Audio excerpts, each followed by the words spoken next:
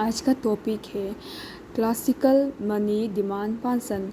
Classical approach जो उसे transaction approach भी कहा जाता है और ट्रांजैक्शन अप्रोच का मतलब है exchange of good and service with money is term as transaction approach. और ये ट्रांजैक्शन अप्रोच को क्वांटिटी थ्योरी ऑफ मनी भी कहा जाता है। और अकॉर्डिंग टू क्लासिकल अप्रोच, ये क्लासिकल अप्रोच का मुताबिक क्वांटिटी थ्योरी ऑफ मनी जो people hold money in the form of cash for performing economic transaction, यानी कि पीपल जो मनी को कैश फॉर्म में होल्ड करता है फॉर परफॉर्मिंग इकोनॉमिक ट्रांजैक्शन को परफॉर्म करने के लिए वो लोग कैश फॉर्म में मनी को होल्ड करता है। और ये इकोनॉमिक ट्रांजैक्शन का मतलब जो वो लोग कैश फॉर्म मनी को कैश फॉर्म में होल्ड करता है ताकि वो लोग गुड एंड सर्विस परचेस कर सके। इसके लिए वो लोग मनी को कैश फॉर्म में होल्ड करता है। और यहाँ पे बताया money as a medium of exchange make the process of exchange of good and service very easy and simple। Classical approach जो दो भाग में डिवाइड हुआ है, एक है पिसर अप्रोच और एक है कैम्ब्रिज अप्रोच। और यहाँ हम लोग डिस्कस करेंगे पिसर अप्रोच के बारे में। Now let us discuss about Fisher approach. Fisher approach is also known as transaction approach। यहाँ में बोला गया है फिशर अप्रोच को ट्रांजैक्शन अप्रोच भी कहा जाता है।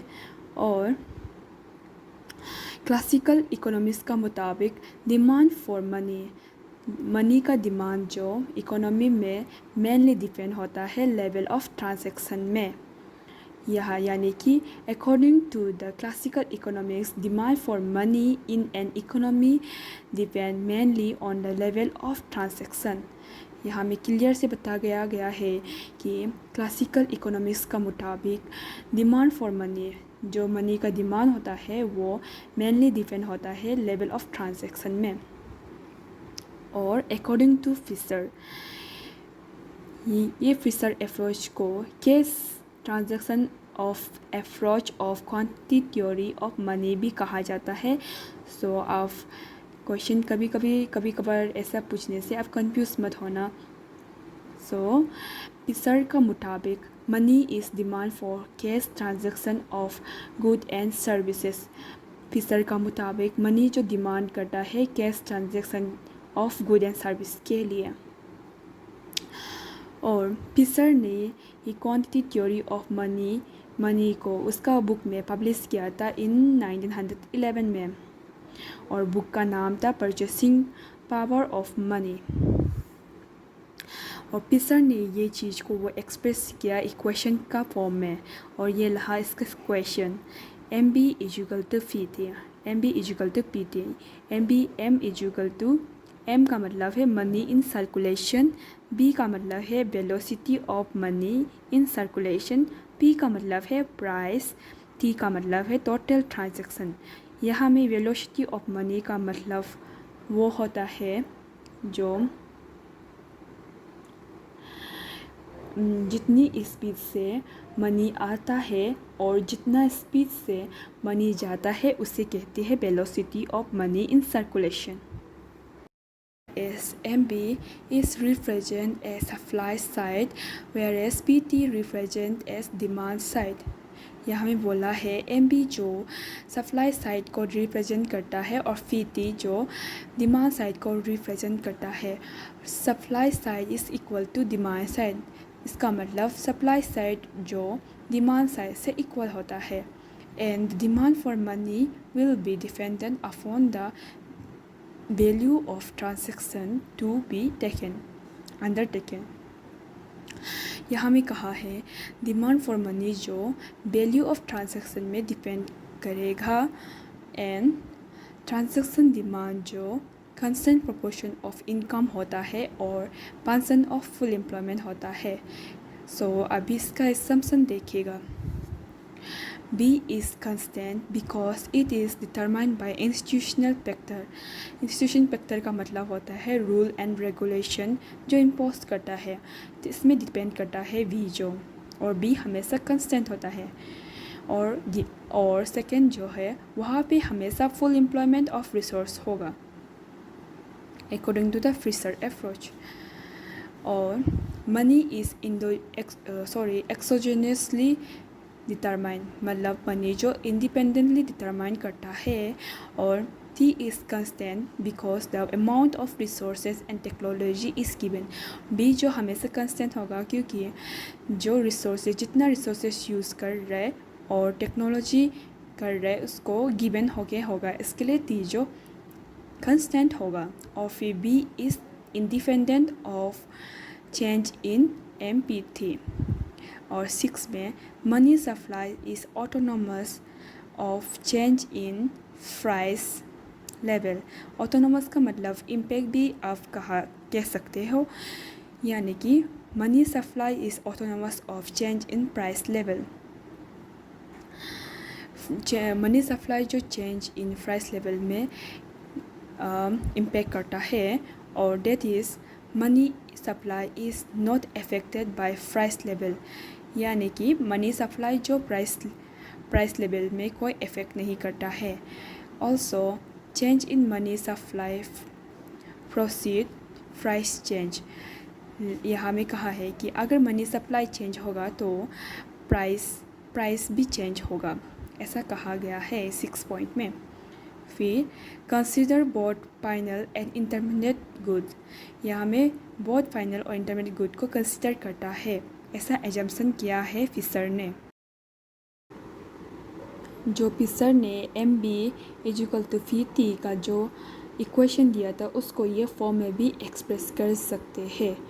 MD = PT, MD = demand for money and VT = price of total transaction.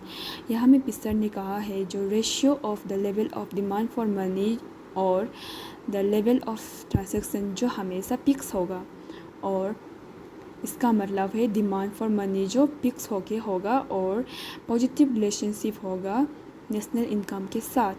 और फिशर ने इसको एक्सपांड कर दिया ये इक्वेशन को, और इसमें इंक्लूड कर दिया money supply create by bank in their credit creation process. इसमें इसने एक्सपांड कर दिया ये इक्वेशन को और बनाया ये equation MB + M-B- = VT, where M- = total bank deposits subject to transfer by checks, B- = average velocity of circulation of bank। देखते हैं V = MB/T, जहाँ में B और T जो कंस्टेंट होगा, और any increase in money supply जो increase in price level होगा, यानी कि जब मनी सप्लाई इंक्रीज होगा तो प्राइस लेवल भी इंक्रीज होगा। In the theory there is positive relationship between money supply. ये थ्योरी में बताया है कि मनी सप्लाई और प्राइस लेवल जो हमेशा पॉजिटिव रिलेशनशिप होगा, लेकिन इनवर्स रिलेशनशिप तब होगा जब value of money and price level होगा, तब वो इनवर्स रिलेशनशिप होगा, यानी कि जब वैल्यू ऑफ मनी जो डिक्रीज होगा तो प्राइस लेवल भी इंक्रीज होगा। यहाँ फिशर ट्रांजैक्शन अप्रोच का criticism. First, in the Fisher transaction approach not only transactions involve current production of goods and services are included, but also those which arises in sale, purchase of capital assets such as securities, share, land, etc. Due to frequent change in value of this capital asset, it is not appropriate to assume that T will remain constant even if Y is taken to be constant due to full employment assumption। यहाँ हमें बताया है कि transaction approach में सिर्फ transaction involve नहीं होता है current product of good and service के लिए, बल्कि जो सेल एंड परचेज से जो कैपिटल एसेट जो एराइज होता है वो लोग भी इन्वॉल्व होता है।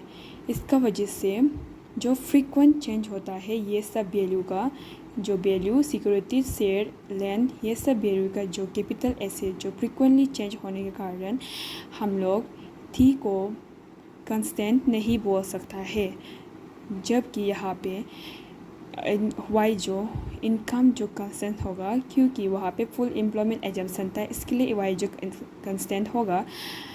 वाई कंस्टेंट होगा का मतलब ये नहीं होगा कि टी रिमेन कंस्टेंट होगा, क्योंकि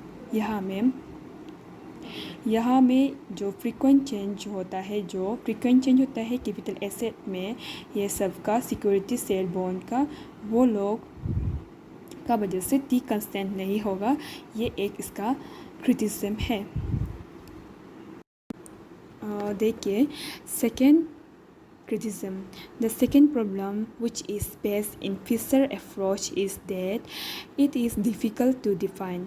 यानी कि ये difficult to define करने के लिए इससे difficult होता है। Fisher approach को कहा है फिर determine a general price level that cover not only goods and services currently produced but also capital asset just mentioned above. फिर ये जो determine जनरल प्राइस लेवल को कवर नहीं कर पाता है, जैसे कि फर्स्ट केस ने बताया है, ऐसा कहा है। तो ये दो जो है मेन क्रिटिसिज्म है Fisher quantity theory of money का। So thank you for watching my video. Please do subscribe.